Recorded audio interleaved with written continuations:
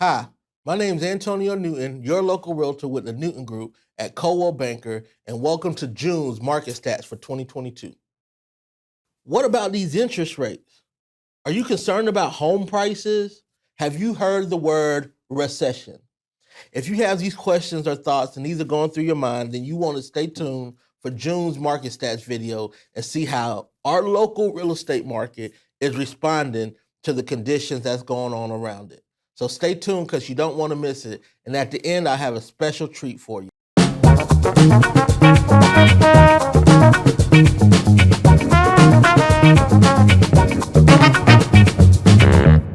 Before we dive into this month's market stats, please remember you can catch all of our video content on our YouTube channel at the Newton Group.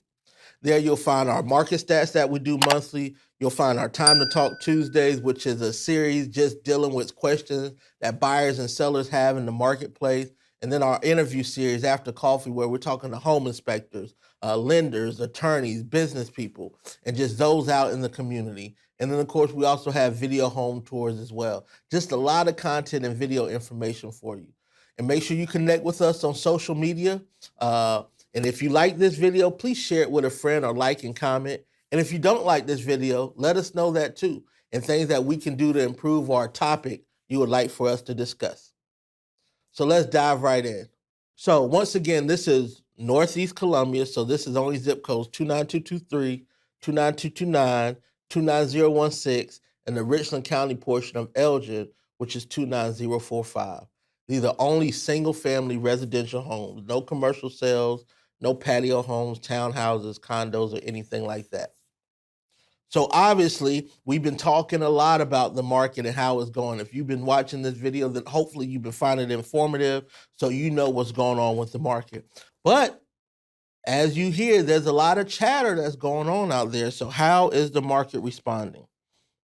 Well, when you look at our numbers sold, we sold 280, which is down 25% from what we sold last year. So we know how hyper aggressive and how crazy the market was in 2021. And obviously the interest rates were a lot lower. We knew when the interest rates rose that we were going to see an adjustment, and we're starting to see that. So we're down 25% in total sales. So last year, 375 for the month of June. This year, 280. But home prices are still up. So we still gained 17% in appreciation. Homeowners have gained 17% in equity versus last year, where the average home price was 282, and right now it's 330. Now, of course, a lot of that is, or some of that is new construction, which is having an impact on that as well. But then when you look at what we have available right now, we have 47% more than what we did. So we see this inventory curve is really turning. When you compare that to last month we were down 3% in total in terms of available homes compared to what we were in June of 2020, May of 2021. But now we're up 47%. And when you look at how we've been trending, so going back to April, in terms of sold numbers, we were down 12%. And May, we were down 14%. And now June, we're down 25% in terms of what we did the prior year. So we've been slowly seeing not as many sales happening as we've been going through as interest rates have started to rise, which is a very normal adjustment. We knew the market could not continue to go up like this. There had to be an adjustment. So the question is, how steep of an adjustment is it? How is it going to take a nosedive, or is it just going to dip? And we're in the middle of it, so we really don't know right now. But as we continue to look at this data, this is going to give us more of an indication. Okay, but the good part is right now home prices are still up and on the rise. And as you know, one of my favorite things to look at is the list to sell price ratio. So for the month of June 2022, things were still selling above list price. The average days for closed listings was 26 days on the market, and the average list to sell price was 101.36%. So homeowners are still getting above list price. Things are still selling relatively fast. Now you compare that to what we were doing last month. Last month in May, we were doing 23 days on the market. Now we're at 26, so 3 days slower. And it did dip a little bit. So last month in May was at 101.66. Now we're at 101.36. 1.36. Once again, this is a slight dip, still above list price, but there had to be some reaction to the interest rates. And when you just look at what we were doing last year we're at 15 days on the market, so that was just a complete craze frenzy, and it was at 100.56%. So even though things were selling lightning fast, sellers wasn't getting as much. And you got to remember that average sale price was lower. So the average sales price last year was 282. Now we're at 330, and the sellers are still getting 1% above that. So that is still good in terms of the equity and things being able to hold their value. Now, what we've been seeing, there's a cooling off. So, last summer when we listed a home, we were getting, 12, 15, sometimes 17 offers on property. We're not seeing that right now. So you may be getting 4, 5, and some properties aren't even going into multiple offer situations. So with that being said, we're still not at the point across the market where we're seeing, it get back to being a balanced market. And I'll show you a graph of that. A balanced market is 6 months worth of inventory. And so since January we started at 2, February we were at 2, March we dipped down to 1, April we were at 1, and then we've been slowly climbing up, and for June we were at 3 months of inventory. So the inventory is not as bad as it was in April and March, but still not back to being a balanced market.